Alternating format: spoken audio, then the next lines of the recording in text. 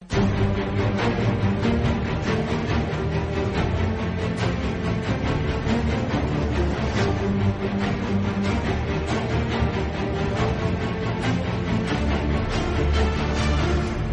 les portes de Troia, amb Alberto Reche, Sergio Rodríguez i Albert Abril.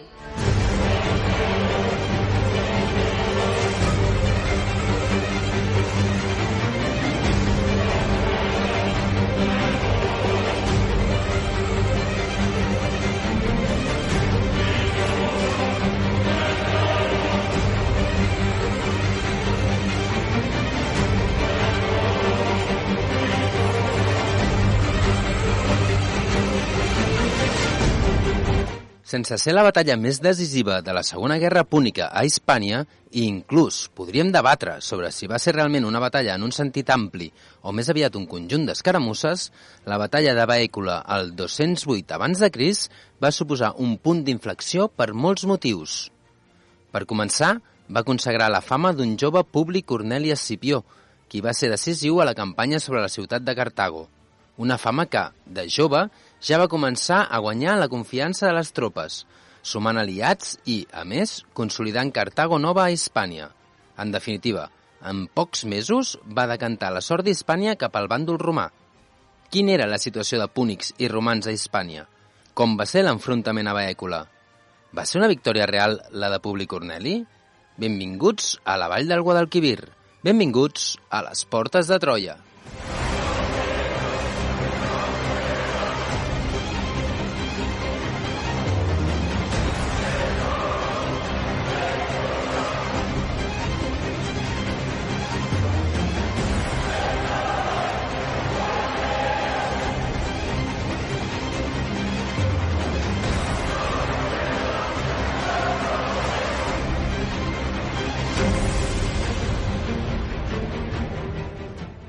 Benvingudes, benvinguts una setmana més a les Portes de Troia, el programa de ràdio d'història de la xarxa de comunicació local des dels estudis de Ràdio Castellar.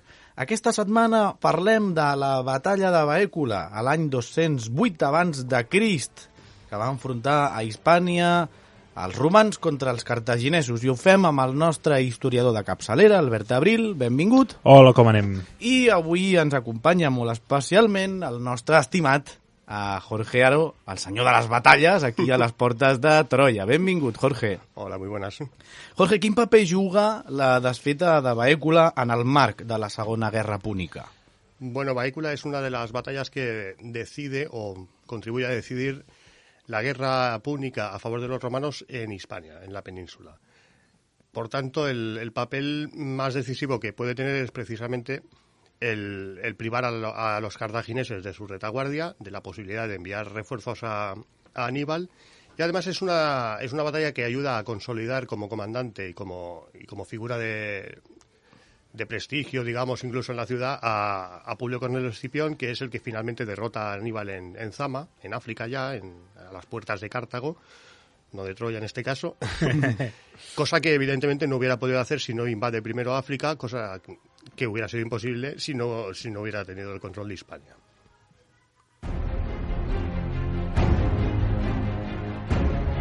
Segueix-nos a facebook.com/Portes de Troia o a Twitter @Portes de Troia.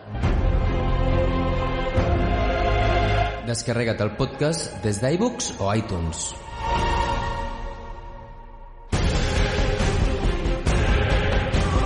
I descobreix tots els continguts del programa a la nostra pàgina web www.portesdetroia.cat.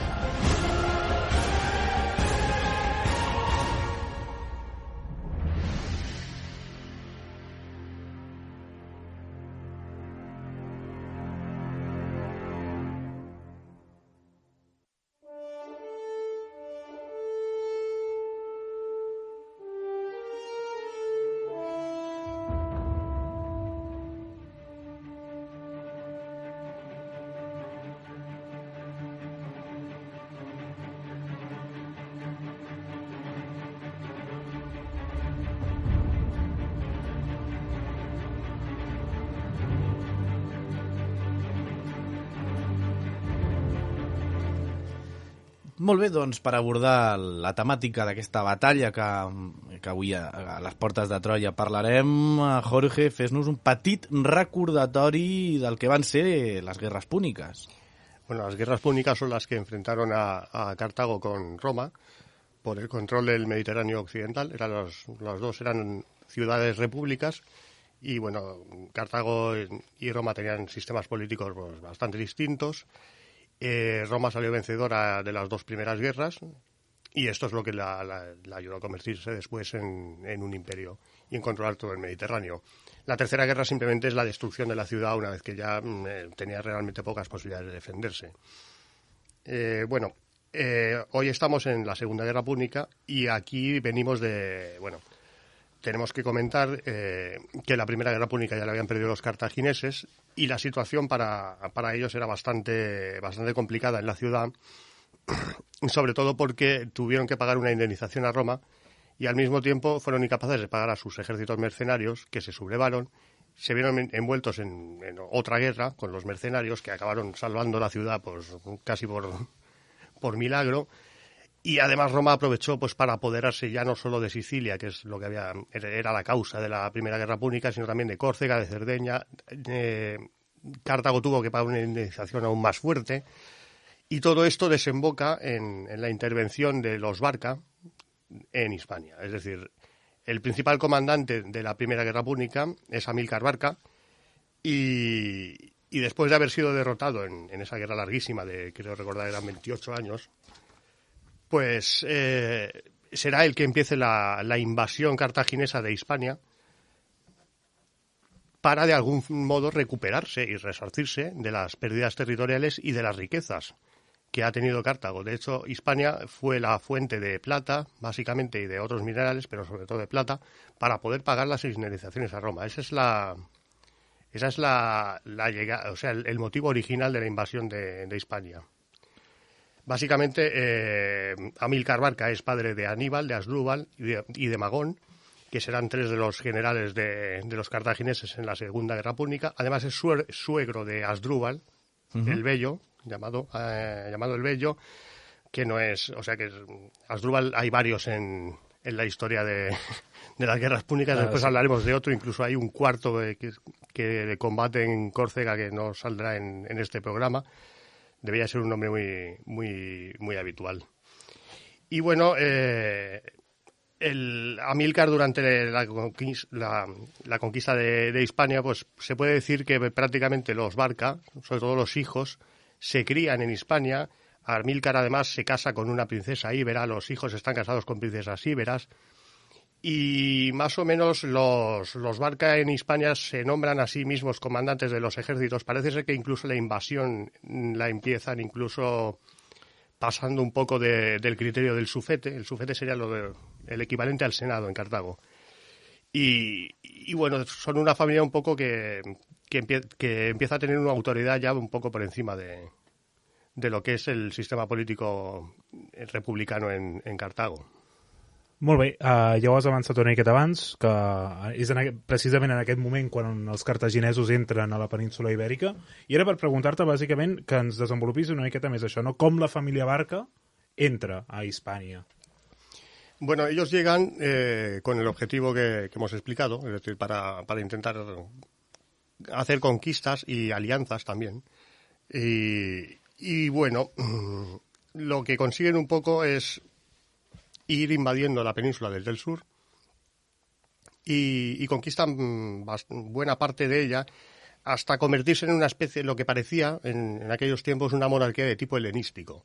Es decir, una monarquía de personas de prestigio que se presentan como un poco siguiendo el modelo de Alejandro Magno, que esos son las monarquías helenísticas, ¿no? Sin embargo, ellos no eran reyes y no parece que tampoco No parece que tuvieran intención de ser infieles a Cartago ni de independizarse o de haber dado un golpe de Estado y apoderarse de Cartago ellos mismos. Pero eso luego lo veremos, que es en el fondo era el modelo político de éxito en la época, aunque hoy en día nos sorprenda porque realmente los modelos que sabemos, el modelo que sabemos que acabó teniendo éxito es el de la República Romana. Sin embargo, en aquel tiempo era una excepción. Es decir, regímenes como Cartago o Roma se parecían bastante a las viejas ciudades-estado como Atenas o como Esparta, que habían sucumbido ante los reinos helenísticos. Y bueno, en el momento en el que empezaremos en el que empieza la guerra, los Barca habían conseguido dominar pues prácticamente toda la costa mediterránea, del Ebro para abajo, y bueno, por el sur llegaban también hasta el Guadiana, parece bastante claro, en algunas zonas hasta el Tajo. Y bueno, el tipo de control no era siempre el mismo, porque a veces era un control más territorial y otras veces simplemente tenían alianzas con los pueblos indígenas. La ciudad de Sagunto, que es la que causara la guerra, a pesar de estar en territorio controlado por los cartagineses, era aliada directa, tenía una alianza pactada con Roma y por eso no formaba parte de la zona de control de los Barca. Y bueno, de Hispania, pues de aquí es de donde salió el ejército de Aníbal, que se dirige a conquistar Italia. El ejército no hubiera podido ir ni por Sicilia ni por mar, porque los cartagineses, a pesar de haber sido la gran potencia marítima, en ese momento ya no tenían una flota que pudiera rivalizar con los romanos y no controlaven Sicília i hubiera sido impossible. Molt bé, doncs ara ens has explicat com era la disposició cartaginesa a Hispània, però, esclar, la República de Roma amb qui compta per fer front a aquests cartaginesos a Hispània i què és el que van fer, doncs? Bueno, Roma, en principio, como hemos dicho, tiene un aliado en Hispania, que es Sagunto, y como aliado también cuenta la ciudad de Ampurias, que es una colonia focea de los griegos de Marsella, que también son aliados de Roma, ¿no? Aparte de eso, no hay nada más. La guerra empieza, ya lo sabemos, en el 218 a.C., con el ataque de Aníbal a Sagunto. Es un ataque que se considera generalmente que es para provocar la guerra, precisamente. Y bueno, lo que hace Aníbal es atacar Sagunto, destruye la ciudad, es una aliada de Roma, la ocupa e inmediatamente marcha hacia Italia. Es decir, lo que hace Aníbal de alguna forma es asegurarse que en su retaguardia no deja la principal base que los romanos podían utilizar en Hispania, para hacer el periplo que hizo, que después le lleva a cruzar los Alpes y meterse en Italia. ¿Qué hacen los romanos? Roma tuvo muy claro desde el principio que el escenario de Hispania iba a ser decisivo. Entonces enviaron un ejército que iba al mando de los hermanos Escipión. Eran Publio, padre del protagonista de la batalla de hoy, y Neo, que era el tío. Publio Cornelio y Neo Cornelio. Publio era el cónsul y llevaba a su hermano en el ejército. El que llegó a Emporion fue Neo, porque ya cuando estaban en camino por mar, por cierto, supongo que debió de ser en Marsella, recibieron la noticia que el ejército de Aníbal marchaba desde Hispania hasta Italia, con lo cual tuvieron que dar la vuelta para poder enfrentarse a Aníbal en las batallas de Trasimeno y Tiquino, de recordar, que luego perderían, por cierto. Sin embargo, Neo sí que llega con una tropa a Emporion, ahí desembarca, y bueno, tiene la idea de empezar a causar problemas a la retaguardia cartaginesa. Es decir, el plan, los romanos lo tenían clara la estrategia desde el principio. Inicialmente tiene éxito, porque Neo Cornelio consigue derrotar a Janón, que era el general que había dejado Aníbal al mando de la retaguardia hispana, y lo expulsa hacia el sur del Ebro. Además consigue aliarse pues con varios pueblos íberos que digámoslo así, se cambian de bando, porque eran aliados, y ya lo veremos después, eran aliados un poco a la fuerza de los cartagineses. Los íberos, hay que decir que cuando llegaron los romanos se las prometieron muy felices y pensaban que esta gente pues venía aquí no a liberarlos, ¿no? Pero sí que pensaban que venían a pelearse con los cartagineses y que después se volvieran a su país, cosa que evidentemente sabemos que no pasó. Pobres íbers no saben on es van posar. Aquí no seria una jugada que podria ser digna del nostre company Joe Biden, que no ens sona que mai els Estats Units hagi fet una cosa similar. Mai. Però bé, ja que has mencionat els íbers, no? Ja tenim les tropes romanes fent de les seves per la retaguardia cartaginesa. Com va ser el seu desplegament per Hispània?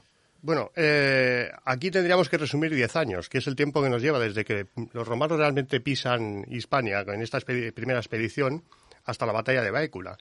En estos 10 años los Escipión se van enfrentando a los hermanos y al cuñado de Aníbal y la cosa llega a tener casi un tinte personal, porque en realidad los que están combatiendo, una cosa es la guerra en Italia, donde hay cónsules que se van sucediendo, donde está el ejército de Aníbal.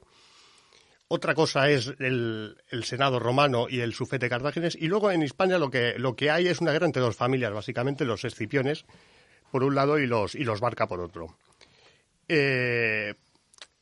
Para los cartagineses en realidad es que la guerra también era muy eso. Era una cosa de Amílcar y de sus hijos que se habían ido de Cartago y se habían ido a Hispania allí a pelearse con los romanos. Un poco era así, ¿no? Y bueno...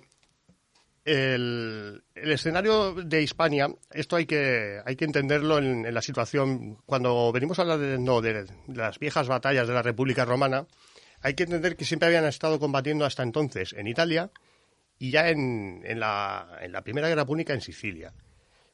Verse de repente en la península ibérica, que es mucho más grande que la península italiana y que es un lugar que no conocían y donde además la gente es ajena a los conflictos políticos y a los sistemas de alianzas que hay, pues la Liga Latina, los etruscos, ¿no? De todo esto. Era un territorio muy desconocido. Así que la guerra en España fue muy larga, muy complicada, y hay muchos vaivenes de un lado a otro, por ambos bandos. Molt bé, els Escipió van tenir gaires entrebancs en tot aquest paper que els hi tocava tenir a la península?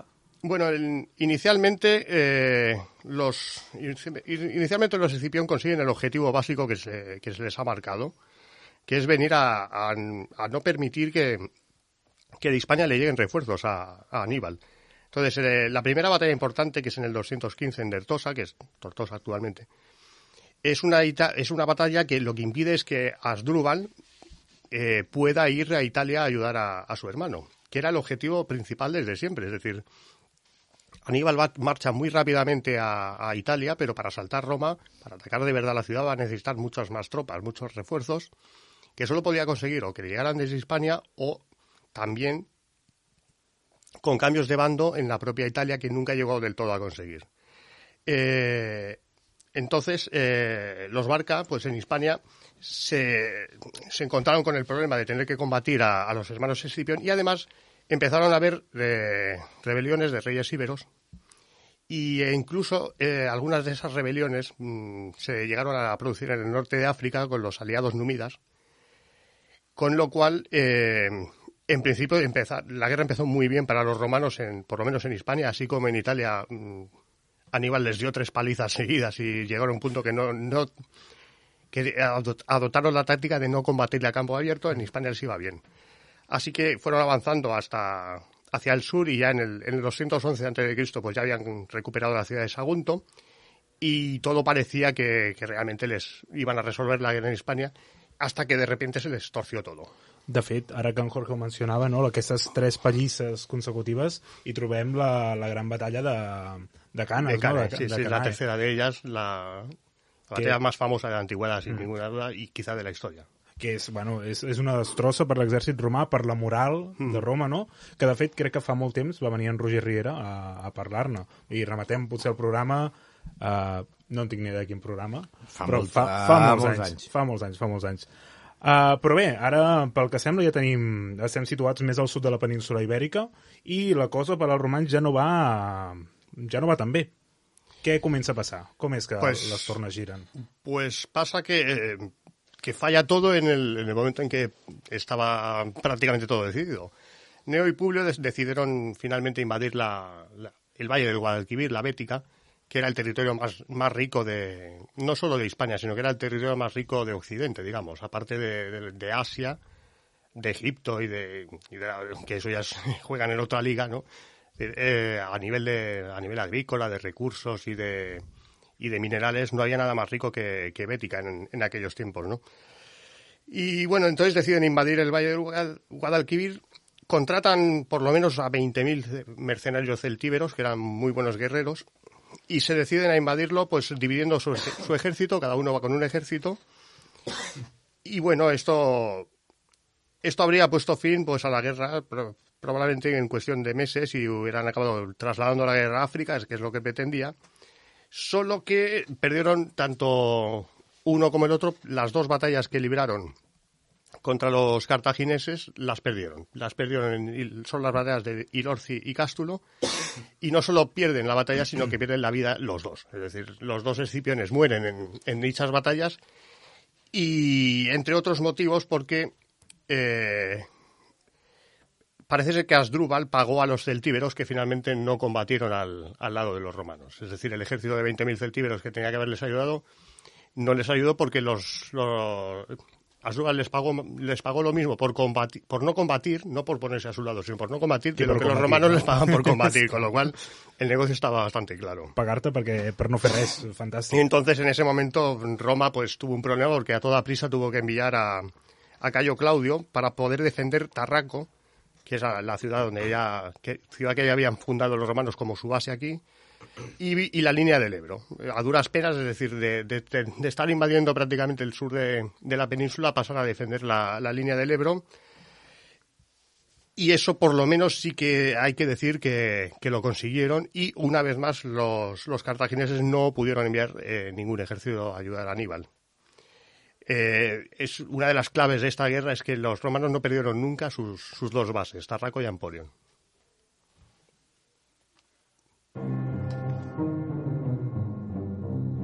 A les portes de Troia, la història a la ràdio.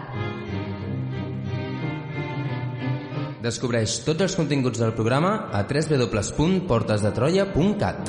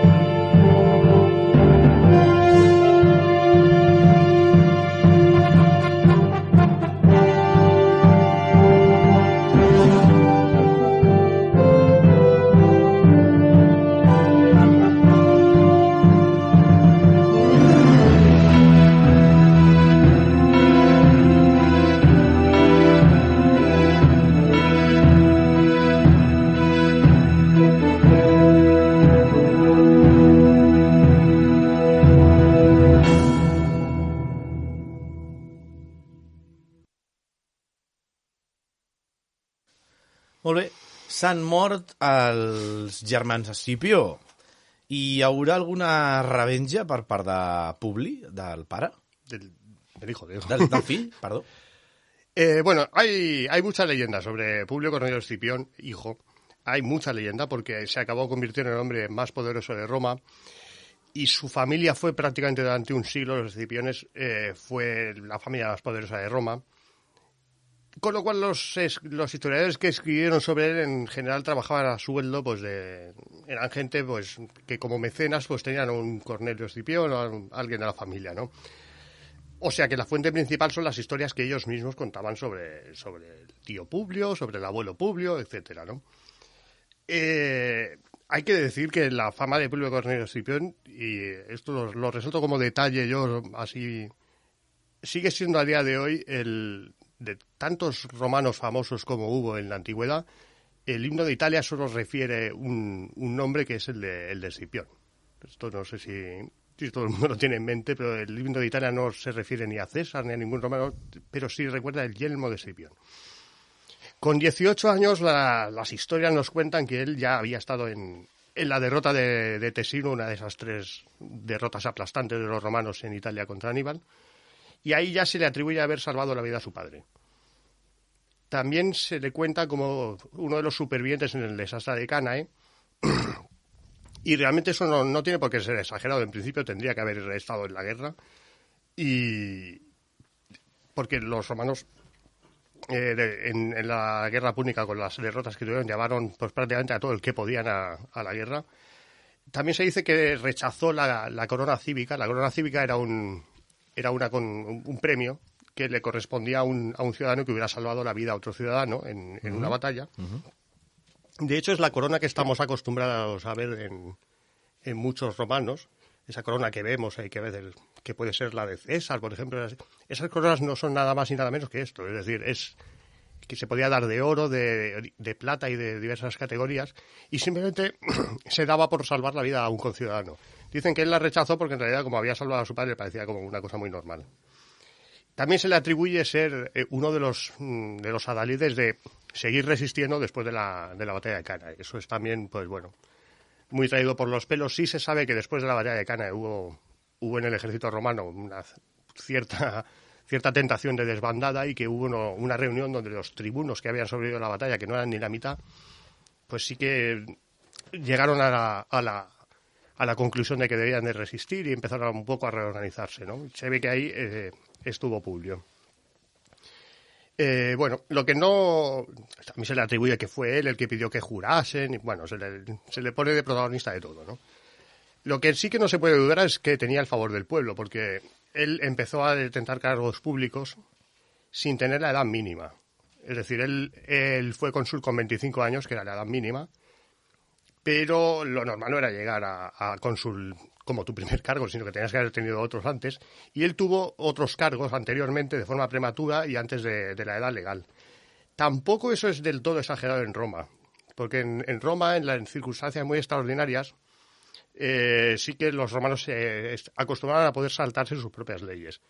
Y además, después de la derrota de Cana, que es quizá la circunstancia más extraordinaria que vivieron los romanos, por lo menos en tiempo de la República, pues estaría muy justificado. Y yo, a nivel personal, creo que realmente les faltaban hombres. Es decir, gente capacitada para mandar un ejército no tenían. Y aquí recuerdo el programa que hicimos de Metauro, a nuestro querido Marco Livio Salinator, que fue bastante protagonista de aquel programa, que bueno, lo obligaron a volver del exilio después de haberlo echado ellos mismos, porque realmente necesitaban a alguien que mandara. És que aquest romans, de veritat. O sea, que fuera tan joven, y además el hecho de que fuera hijo de dos comandantes muertos, y que en cierto modo se consideraba casi un deber sagrado el vengar la muerte de sus parientes, pues también podía justificar que ese deber sagrado pasara por encima de la ley. Y bueno, finalmente yo creo que también pudo influir el hecho de que el dictador Fabio, que en ese momento estaba proclamado dictador de forma legal, por cierto, que en Roma una dictadura era una cosa legal temporal, era partidario de concentrar los esfuerzos en la guerra en Italia, era partidario de la táctica de no combatir a campo abierto, y como parece ser que Publio Cornelio de Escipión era lo contrario, pues mandarlo a Hispania también le venía bien para quitárselo de medio. Sigui com sigui, sabem que Publi Corneli Escipió va arribar a Hispània, i allà, com tu ja has avançat una miqueta, segurament buscarà venjança. Sí, lo cierto es que él llegó con 24 años, seguramente era el verano del año 210, cuando Cayo Claudio vuelve de Hispania, se le envía a él de procónsul a Hispania, es decir, no es cónsul todavía, ya había sido edil con 22 años, que como hemos comentado era algo ilegal, pero se toleró.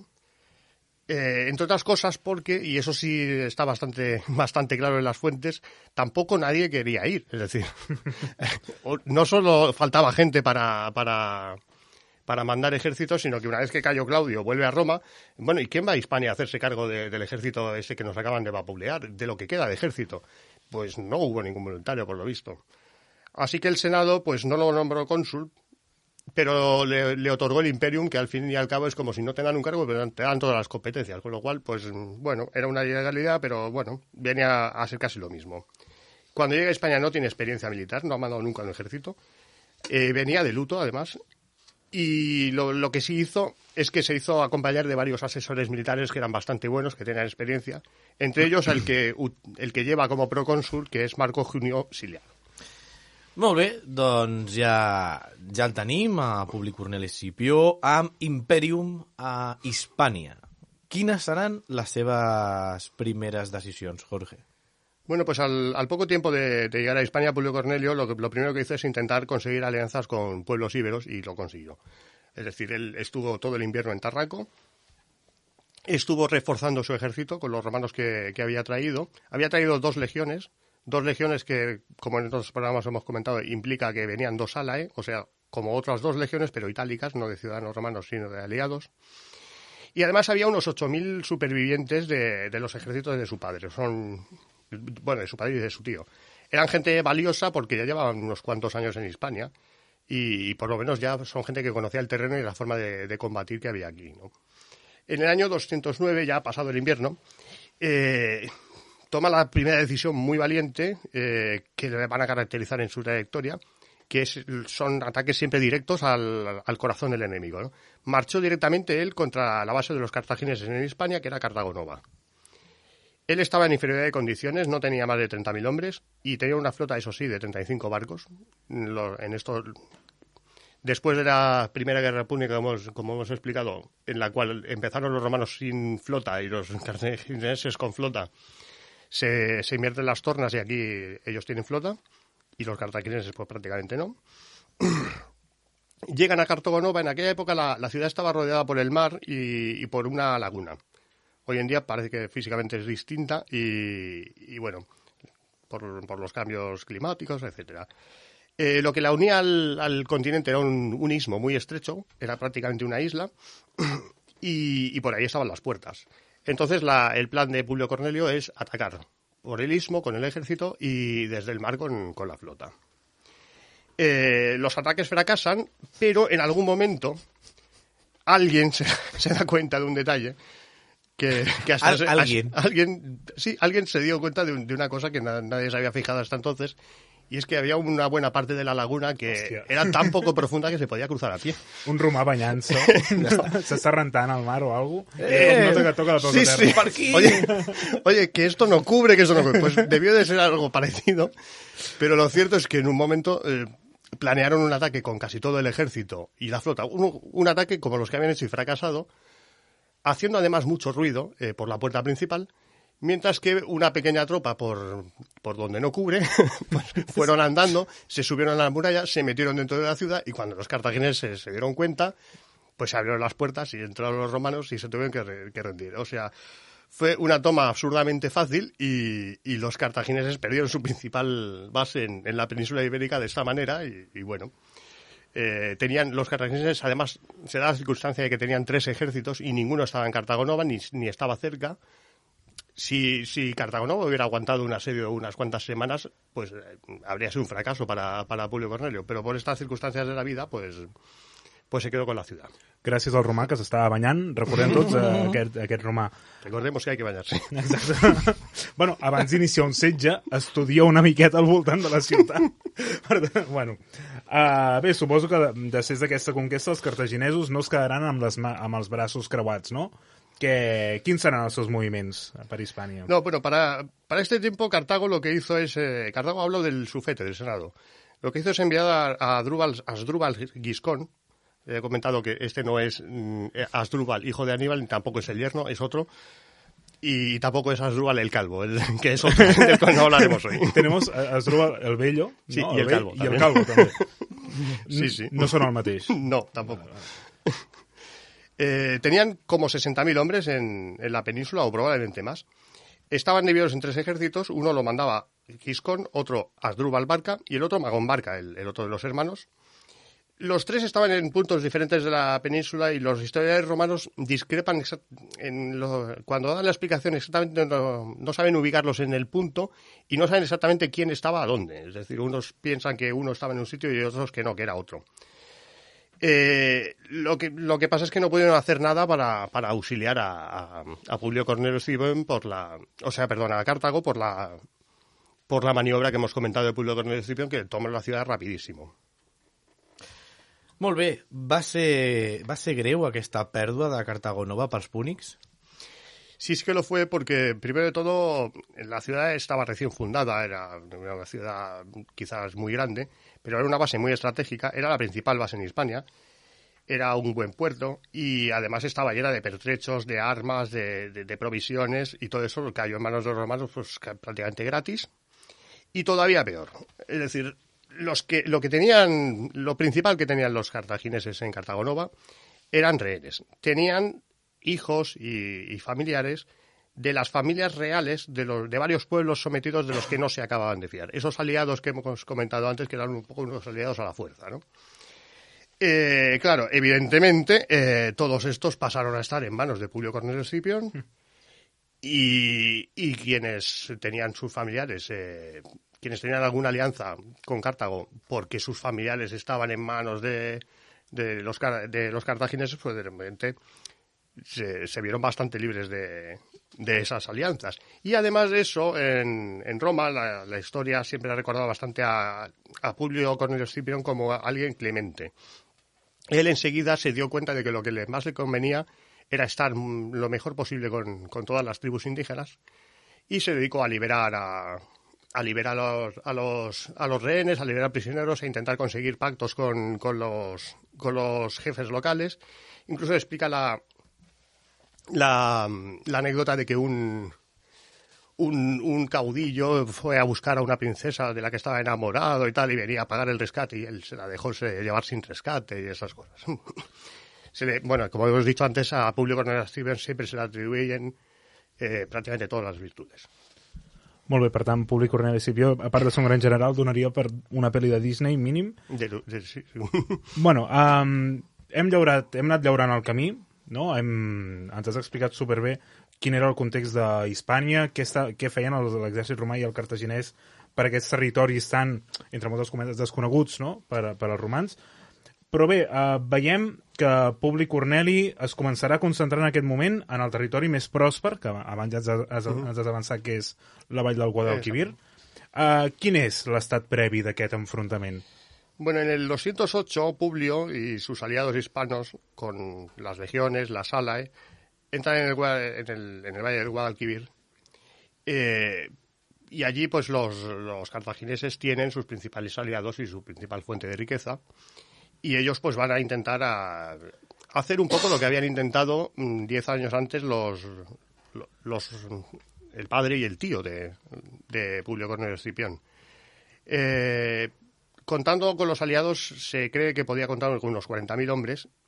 Entre ellos estaban, por cierto, los famosos Indibio y Madonio, que son gente de la que siempre se hablaba, por lo menos en otra época se hablaba mucho en los colegios, como hoy en día todo el mundo recuerda a Viriato, pero Indibio y Madonio también eran recordados porque después fueron de los que se acabaron enterando de que los romanos no venían a liberar a nadie y protagonizaron una guerra contra ellos, ¿no?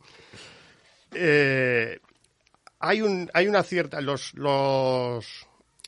Barca tenían un ejército mayor que el de los romanos, aunque hay bastantes fuentes que atribuyen discrepancias sobre todo entre Giscón y los hermanos Barca, entre el que venía desde Cartago con mandado y los que se habían más o menos autoproclamados aquí. Así que de alguna forma perdieron la ventaja que tenían al no presentar una batalla con un solo ejército contra los romanos. Y el que salió a hacer frente al ejército romano en primer lugar fue el ejército de Asdrúbal Barca, que no sería tan grande como el romano. Se cuenta que podía tener unos 30.000 hombres, eso sí, de mucha calidad. Eran íberos, africanos, y la mayor parte de ellos pues eran ya veteranos en combate. Casi toda la caballería era de tipo númida, que era la mejor caballería de la antigüedad. Y tenía atención de 15 a 20 elefantes de guerra. Estos son los elefantes de los que hablamos en la batalla de Metauro, son los mismos. Luego explicaremos... Després parlarem d'aquests elefants. Exacte. Molt bé, Jorge. Per situar-nos a aquesta batalla protagonista nostra en el dia d'avui, on va tenir lloc exactament? No se sabe exactamente, aunque hay quien cree saberlo, ¿no? Tradicionalmente se creía que la batalla se había librado cerca de Bailén. Las descripciones que dan los historiadores romanos, el camino de entrada al Guadalquivir que sigue Publio, desde Cartagonova, podría indicar eso, pero lo cierto es que de las ubicaciones propuestas, ninguna cumple con todas las condiciones de las descripciones, ¿no? Hoy en día la opinión mayoritaria es que la batalla se libró en un cerro cercano a la ciudad de Santo Tomé, que está a la derecha del Guadalquivir, y se han hecho excavaciones arqueológicas muy interesantes. Desde la Universidad de Jaén se ha estado excavando. Es uno de los lugares más excavados, lugares de batallas más excavados que hay hoy en día. Y ahí Això sí que... cau a Linares, molt a prop. No lo sé exactamente. Ja t'ho dic. Vale, pues Sergio confirma. Lo creo. Sí, però ho vaig mirar jo també, hi ha una estació de Santo Tomé. Pues los hallazgos arqueológicos lo que sí han demostrado muy claramente, porque ha aparecido bastante material, es que ahí hubo un campamento cartaginés grande, o sea, un campamento donde tuvo que estar un ejército como el de Asdrúbal. Lo que pasa es que, claro, el hecho de que allí hubiera un campamento no quiere decir exactamente que la batalla fuera allí, con lo cual se sigue debatiendo. Per tant, sabem que aquest va ser el campament d'Asdrúbal Barca. És allà on va muntar el campament? Bueno, en todo lo que sí sabemos del campamento, que para la batalla es lo esencial, es que estaba por allí, aunque en realidad, según las descripciones que dan los romanos, tendría que estar más cerca de la ciudad de Cástulo, pero sí sabemos que estaba en una especie de doble meseta. Eso es muy recordado en todas las fuentes. Es decir, es como una meseta que estaba encima de otra, con lo cual los romanos tenían que subir, para atacar había que subir 2 riscos. Era realmente una posición defensiva muy buena. El contratiempo que tiene esto, y esto ya lo vimos en el programa que hicimos sobre la batalla de los llanos de Bagradas, es que en esa situación los elefantes, que son un arma muy decisiva, sobre todo para los cartagineses, pues sirven realmente de muy poco. Porque no tienen espacio para maniobrar y para hacer lo que hacen mejor, ¿no? Que es aplastar a los infantes rivales o propios a veces. La retaguardia estaba protegida por un río. Y en la explanada que se forma al frente de esta meseta era lo suficientemente grande como para poder desplegar todo su ejército, con lo cual podía adoptar una actitud defensiva, pero también podía desplegarse al ataque o podía aprovechar con suficiente espacio un éxito si lo hubiera tenido. Las tropas, ya hemos dicho que no pasaban de 30.000 hombres y más bien estarían quizás en 25.000. Molt bé, i les tropes de Publi Corneli com es situen al voltant d'aquesta doble meseta? Bueno, los romanos montaron el campamento a la entrada del valle, de algún modo para evitar que los cartagineses pudieran salir por allí, y con eso además bloqueaban el camino que iba hacia la ciudad de Baécula, que es la que ha dado nombre a esta batalla, y a los campos de Baécula. Con lo cual, pues también se obligaba de algún modo a los cartagineses a moverse a largo plazo por la cuestión del abastecimiento, ¿no? En principio no hubo batalla, había escaramuzas, porque la posición realmente era muy buena y atacar era muy peligroso. Subir 2 riscos así bajo el fuego de proyectiles enemigos es muy complicado. Y bueno, así estuvieron 3 días. Hasta que, bueno, al tercer día Escipión tuvo claro que o atacaba o se tenía que retirar, porque lo que no podía era mantener escaramuzas de ese tipo, porque esto supone un desgaste y quien tiene la posición fuerte es el adversario. Si se hubiera replegado, pues tampoco hubiera pasado nada, salvo que a lo mejor podríamos hacer más programas porque la guerra hubiera dado más de lo que ya duró. Pero sí que hubiera perdido por lo menos un año de tiempo. Eso también le hubiera supuesto el riesgo de retirarse, le hubiera supuesto el riesgo de que algunos aliados, que eran nuevos aliados y que se acababan de cambiar de bando, empezaran a dudar de él. Y bueno, como no podía esperar más tiempo, eso sí, porque si quedarse allí le exponía a que llegase el otro ejército de Asdrúbal Giscón y entonces la derrota iba a ser casi segura, así que decidió arriesgar y atacar. Y hay que señalar que esta es la primera vez que Publio Cornelio Escipión manda un ejército en una batalla. Nunca lo ha hecho. Veurem què passa. A les portes de Troia. Descobreix la teva història.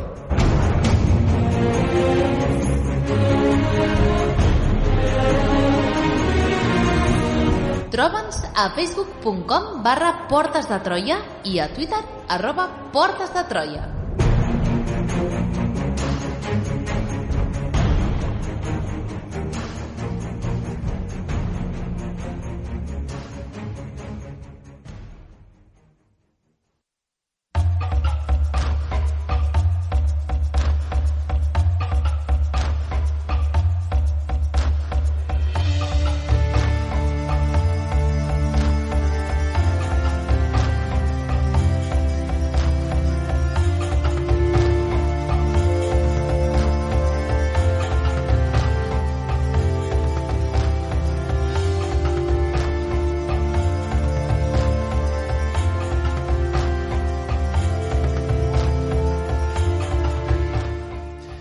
recta final del programa i ens encaminem directes a la batalla. Quines van ser, Jorge, les tácticas dels dos exèrcits? Bueno, pues Asdrúbal se mantuvo a la defensiva en esa posición magnífica que ocupaba.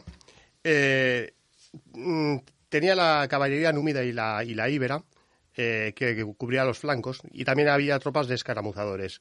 En la primera línea estaban pues, los famosos honderos baleares, también más guerreros hispanos de infantería ligera, y bueno, el centro del ejército lo formaba una segunda línea con las tropas africanas, que eran las de más calidad y sobre todo de más confianza para los cartagineses. Y ahí estaban también los elefantes. Ahí no servían de nada, pero bueno, salvo por este dato, es una buena disposición defensiva. Y en realidad es raro que la batalla acabase como acabó. Y siempre ha habido historias que creen que aquello realmente no fue una batalla porque Asdrúbal lo que tenía pensado no era combatir, sino huir. Y que en cuanto pudo se largó con su ejército y de batalla más bien hay pues la fama que se le ha dado después. Molt bé, tenim els cartaginesos situats i els romans quina tàctica van adoptar? Bueno, pues los romanos formaban la clásica triple axies que hemos explicado en algunos programas de Astati, Princeps y Triarii, que es la fuerza principal, con los velites, que es la infantería ligera, por delante, encargados de acosar al enemigo, pues con jabalinas y armas arrojadizas. Pero aquí hay una variación sobre el tipo de ejército al que los romanos están acostumbrados. Las alae siempre en Italia eran los aliados de Roma. Y las alae combatían al mismo estilo y se armaban igual que los romanos. De forma que, pues más o menos, toda la tropa era homogénea. En cambio, aquí las alae es la primera vez que vemos a los romanos con unas alae que son indígenas, que son íberos, que combaten a su manera y que van con otro armamento diferente. Y esto será importante en la resolución de la batalla. Com va resoldre Escipió una disposició per la batalla que a priori li és perjudicial? Pues muy ingeniosamente. Es decir, Escipión lo primero que hizo es organizar un ataque frontal en el que mandó a las tropas ligeras, o sea, las tropas que realmente no están para un choque frontal, y además a escalar el risco, porque se enfrentaban a otras tropas ligeras también, claro. Iban ayudadas por los extraordinari. Los extraordinari son las tropas, es el nombre que daban los romanos a las tropas de mayor calidad que aportaban los aliados. Es decir, los aliados itálicos, dentro de la sala había tropas que eran especialmente buenas, esos son los extraordinari. Y además iban apoyados por las tropas hispanas, que combatían a su manera y que más o menos se las podían arreglar, digamos, con esos enemigos y con ese territorio que conocían. Así que empezaron a subir la explanada hasta a la primera meseta y a la segunda, que hemos descrito, donde ahí básicamente lo que se encontraron eran las tropas cartaginesas ligeras, que hemos descrito, que estaban al principio, que para un combate cerrado no estaban preparadas, estaban preparados para acosar desde una posición elevada. Lógicamente, Asdrúbal tampoco era tonto y en ese momento lo que hizo es relevar esas tropas y cambiarlas por íberos y africanos, que eso hubiera podido rechazar el ataque romano. Lo que pasa es que no lo pudo hacer porque se vio sorprendido por la maniobra que había preparado Publio Cornelio, que es un ataque por los flancos. Lo que había hecho Publio Cornelio Escipión es contrario a la tradición bélica romana. Es decir, las legiones este día fueron en los flancos y no en el centro del ejército. Entonces, las legiones lo que hicieron fue rodear la posición y atacar desde los flancos. Cuando llegó este ataque es cuando las tropas de Asdrúbal iban en camino de dar el relevo a las tropas ligeras que no podían enfrentarse a los romanos que habían llegado. Y además, la organización de los relevos que hemos explicado en algún otro programa que funcionaba en el ejército romano, ese día no fue exactamente igual, de forma que parece que los triarios no está muy claro si iban con los extraordinari o estaban con los flancos, pero los triari, que solo combatían cuando había una situación de extrema necesidad, aquel día estaba preparado para que combatieran. Es decir, en los relevos ya iban a combatir también los triari. Así que eso le dio también otra ventaja a Publio, porque no solo tenía más tropas, sino que en una batalla de la antigüedad no todas las tropas que están combaten. Solo se combate en realidad bastante poco tiempo y las tropas suelen retirarse. Así que el poder organizar que cuantos más mejor participen del combate te da una ventaja numérica que puede ser muy, muy sustancial y muy superior incluso al número que tienes. El dispositivo a mí me llama mucho la atención Porque en gran medida Publio, si lo pensamos bien, cuando organiza este ataque de pinza, claro, por los flancos, lo que está haciendo es copiar lo que ha hecho Aníbal en Cana. Es decir, los romanos, después de sufrir esas 3 masacres en Italia, y después de que las tácticas fabianas consistan en no combatir a campo abierto, la primera vez que un joven comandante como Publio, sin experiencia, aunque con buenos asesores, la primera vez que combate a campo abierto contra los cartagineses y los derrota, lo hace en gran medida copiando la táctica con la que ellos han perdido, que es uno de los grandes éxitos de la historia romana, el ser capaz de aprender de sus rivales y de incluso copiar armas, y copiaron de todo. Bueno. Molt bé, i després d'aquest cop d'efecte, què se'n fa d'Asdrúbal? Pues Asdrúbal, cuando vio que las tropas ligeras empezaban a perder la batalla, pues envió a los mercenarios íberos a repeler a la infantería romana, pero cuando se da cuenta de que realmente el ataque viene por los flancos, aquí lo que hace Asdrúbal es no presentar batalla, sino que huye. Es decir, hay cierta confusión de lo que sucede realmente, porque también las fuentes históricas romanas exageran las victorias, en este caso probablemente exageran muchísimo más. Lo que sí sabemos es que las tropas africanas todas enteras y los elefantes todos, y atención, el tesoro, Asdrúbal se los llevó. Salió del campo y se marchó. I es van portar el tresor, el punyetero, i els elefants. Sí.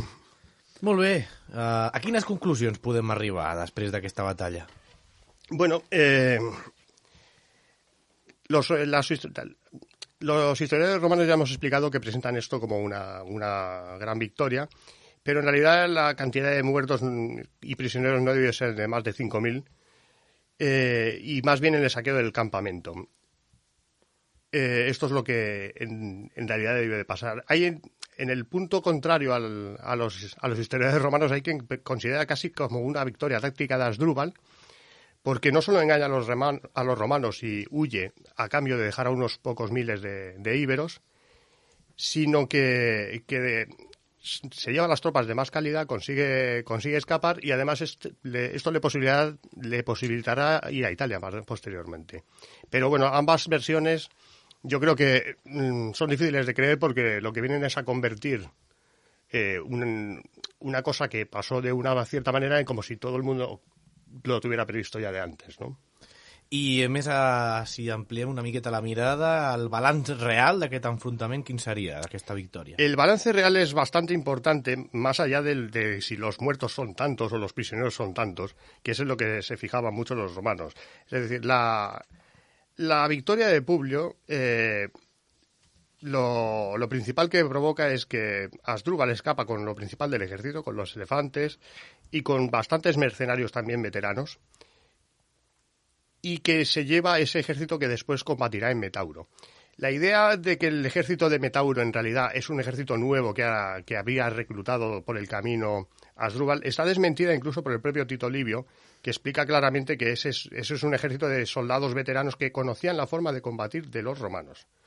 Lo dice textualmente. Por tanto, el ejército se escapa básicamente de Baécula y se salva. Pero paradójicamente, aunque no deja de llamar la atención que Publio Cornelio Escipión lo hace todo muy bien, salvo cumplir la misión que le han enviado. A él le han enviado para que no lleguen refuerzos cartagineses a Italia, a Aníbal, y eso es exactamente lo que va a pasar. Pero lo que está claro es que aquel día unos 10.000 guerreros hispanos se rindieron, y que prácticamente en cuestión de días las conversaciones acabaron en que pasaron a depender de los romanos y se pasaron al bando de Publio Cornelio Escipión, al que además empezaron a dar un tratamiento de rey, cosa que en Roma no acabó de gustar demasiado. I finalment, quan ens queda un minutet per acabar el programa, amb quines conseqüències a llarg termini ens podem quedar? I si ens vols explicar algunes fonts per conèixer una miqueta més d'aquest tema. Bueno, las consecuencias a largo término serán el hecho de que Roma tenga más aliados en España de los que tiene Cartago, y de que la jugada se pueda repetir en África, y eso permita llevar la guerra a África y ganar la guerra definitivamente en Zama, en territorio enemigo. A nivel político hay una consecuencia curiosa de observar en Roma, que es el hecho de que sabemos de muchos generales romanos que en algún momento pareció que iban a tener demasiado poder y que finalmente es lo que acaba con la República, ¿no? El primero al que le pasó esto es Publio Cornelio Escipión, porque, claro, estamos hablando de que los aliados, los íberos, pues le rendían devoción, además lo que llamaban la devotio ibérica, que era una especie de juramento muy sagrado, pero es a él, es decir, esta gente era ajena a lo que es la política romana que conocían los demás pueblos de Italia, y por tanto ellos ya no eran aliados tanto de Roma como de Publio Cornelio Escipión. Eso es lo que ya nos pone en el camino de lo que va a desembocar en el imperio. Y bueno, respecto a fuentes, la batalla básicamente la narran Polibio y Tito Livio. Había en Roma muchas fuentes sobre la Segunda Guerra Púnica y bueno, hay que recordar que Polibio trabajaba para la familia Emilia, que eran familia de los Escipiones.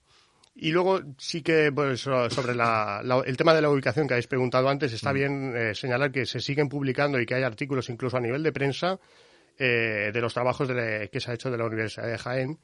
Es un trabajo de tipo arqueológico en un escenario de una batalla que se hace muy pocas veces y que parece que es uno de los, a nivel de restos recuperados, es uno de los más importantes del mundo, casi asimilable, pues estaría detrás de Teutoburgo, que es casi sagrado para los alemanes y han excavado allí por todas partes. Doncs no tenim temps per més, Jorge. Moltes gràcies pel programa d'avui, amb aquesta batalla de Baècula, que semblava poca cosa, però al final ens està aclarint el desenllaç de tot plegat amb la península, amb Hispània en aquest moment de la història, sí o no? Sí, bueno, es realmente esta junto con la siguiente de Ilipa son las que echan a los cartagineses de Hispània, bàsicament. Doncs, com sempre, nosaltres, moltes gràcies per haver vingut un altre cop aquí a les Portes de Troia i explicar-nos com ho fas ja amb el teu segell propi a les batalles de l'antiguitat. Gràcies.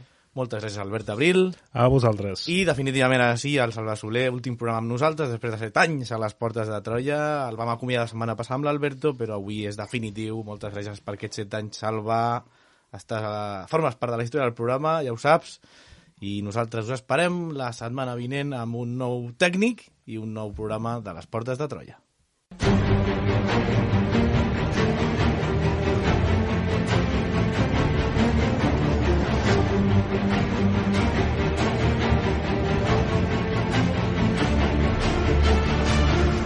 A les Portes de Troia, amb Alberto Retxe, Sergio Rodríguez i Albert Abril.